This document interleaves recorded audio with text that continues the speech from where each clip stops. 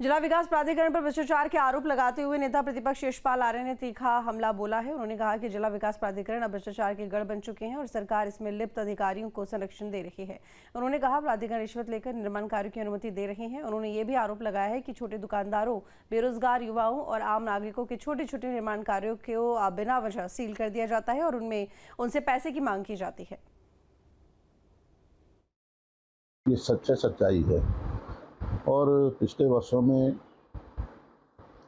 कांग्रेस के माननीय विधायकों ने, हम सभी ने सदन में विकास प्राधिकरण को लेकर, भ्रष्टाचार को लेकर तथ्यों के साथ सदन में हमने सरकार का ध्यान आकर्षित भी किया, लेकिन सरकार ने कोई दिशा में कोई ठोस कार्रवाई देखने को नहीं मिली।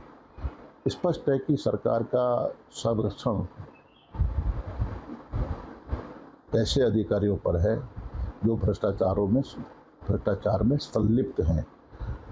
जैसा कि आपने कहा कि एक वीडियो वायरल हुआ है, एक दिशा की बैठक में सत्ता पक्ष के माननीय मेयर, महापौर कह रहे हैं कि हद होगी, ये सारी सीमाएं लांघ दी हैं भ्रष्टाचार विकास प्राधिकरण ने। ये सच्चाई है। उत्तराखंड राज्य आंदोलनकारियों ने सीएम धामी से मुलाकात की है। आंदोलनकारी सम्मान परिषद के अध्यक्ष सुभाष बर्थवाल ने बताया कि सीएम धामी से आंदोलनकारी चिन्हीकरण समेत तमाम मुद्दों पर चर्चा हुई है और सीएम ने जल्द हर मुद्दों पर फैसले लेने का आश्वासन दिया है। राज्य आंदोलनकारियों के जो शेष मसले हैं उनको लेकर राज्य आंदोलनकारियों का एक शिष्टमंडल लेकर हम जो है माननीय मुख्यमंत्री जी के पास गए थे और बहुत ही सौहार्दपूर्ण वातावरण में उन्होंने जो है सभी की बहुत धैर्य से बात सुनी और जो एक पेंशन वृद्धि का, जो सम्मान पेंशन वृद्धि का जो मसला है उस पर उन्होंने आश्वासन दिया है कि उसे करेंगे।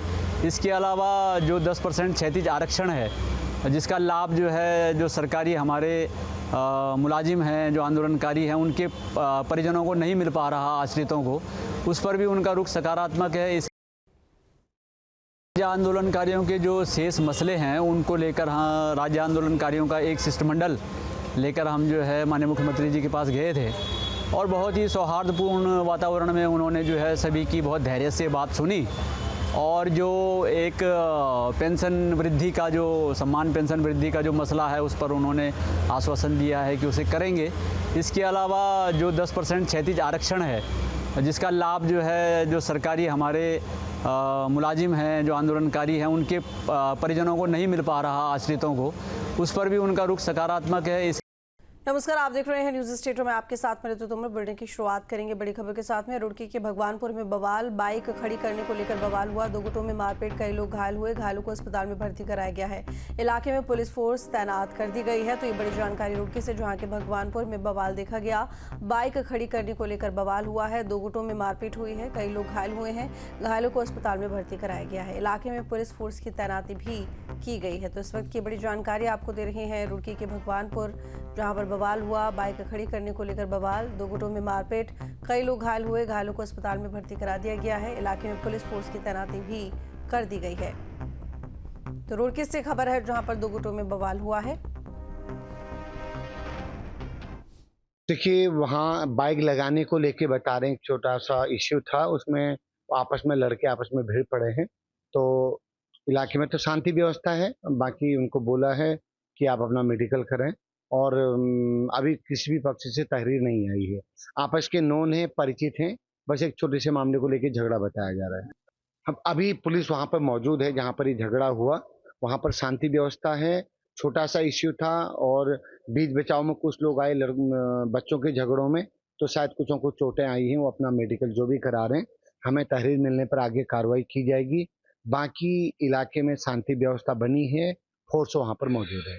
केदारनाथ में बड़ी श्रद्धालुओं की संख्या। खराब मौसम के बाद भी दर्शन को लेकर श्रद्धालुओं में उत्साह। रविवार को 20,000 से अधिक भक्तों ने किए दर्शन। अब तक 2,26,583 श्रद्धालु कर चुके हैं दर्शन। तो ये बड़ी जानकारी आपको दे रहे हैं रुद्रप्रयाग से, जहां पर केदारनाथ में श्रद्धालुओं की संख्या बढ़ी और खराब मौसम के बाद भी दर्शन को लेकर श्रद्धालुओं में उत्साह। रविवार को 20,000 से अधिक भक्तों ने दर्शन किए हैं। अब तक 2,26,583 श्रद्धालु दर्शन कर चुके हैं।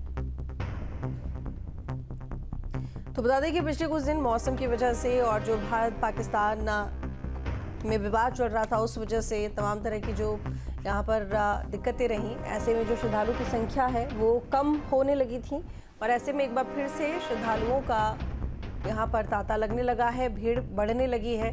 तो रविवार को 20,000 से अधिक भक्तों ने दर्शन किए थे।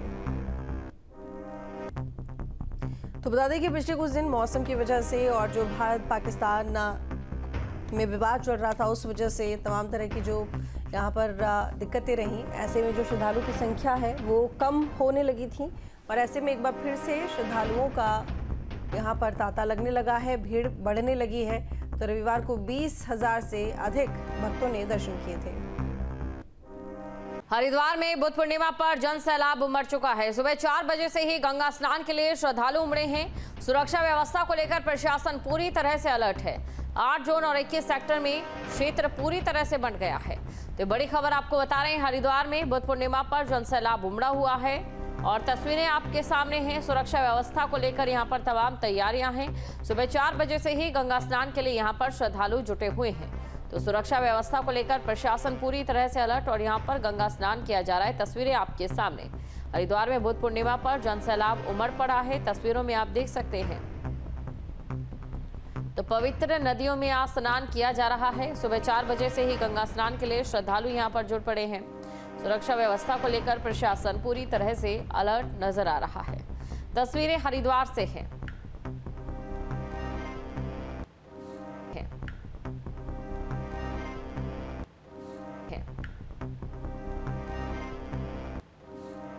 देश भर में आज बुद्ध पूर्णिमा का त्योहार मनाया जा रहा है। इस मौके पर धर्मनगरी हरिद्वार में गंगा स्नान के लिए श्रद्धालुओं का सैलाब उमड़ा हुआ है। सुबह से ही भक्त गंगा स्नान कर रहे हैं।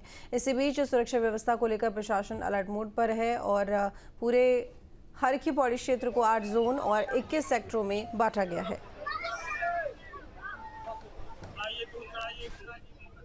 तो बता दें कि हर की पौड़ी पर गंगा स्नान के लिए भारी भीड़ उमड़ी हुई है और बुद्ध पूर्णिमा को देखते हुए तमाम लोग गंगा स्नान के लिए पहुंचे हुए हैं। गंगा स्नान का अत्यधिक महत्व है। इस दिन कहा जाता है कि पुण्य की प्राप्ति होती है गंगा में स्नान करने से और ये धार्मिक स्थान जिसको देखते हुए यहाँ गंगा स्नान के लिए तमाम लोग बड़ी संख्या में हर की पौड़ी पहुँच रहे हैं। लेकिन वहीं मेला प्रशासन की तरफ से तमाम इंतजाम किए गए हैं। 8 जोन में क्षेत्र को बांटा गया है और साथ ही ट्रैफिक डायवर्जन भी कर दिया गया है। ज्यादा लकी इंसान कोई भी नहीं होगा जो आज के दिन माँ गंगा के वहाँ पे आके सारा पितरों का दान, सूर्य नमस्कार सब कुछ करके जो हमें पुण्य की प्राप्ति होगी। श्रद्धा तो बहुत है, पूरी रात श्रद्धालु चलते रहते हैं और सबके मन में एक आस्था, एक श्रद्धा होती है सर, और सब अपनी मनोकामना पूर्ण करने के लिए यहाँ पे आते हैं। तो बस माँ गंगा हर किसी की मनोकामना पूर्ण करे, यही आपसे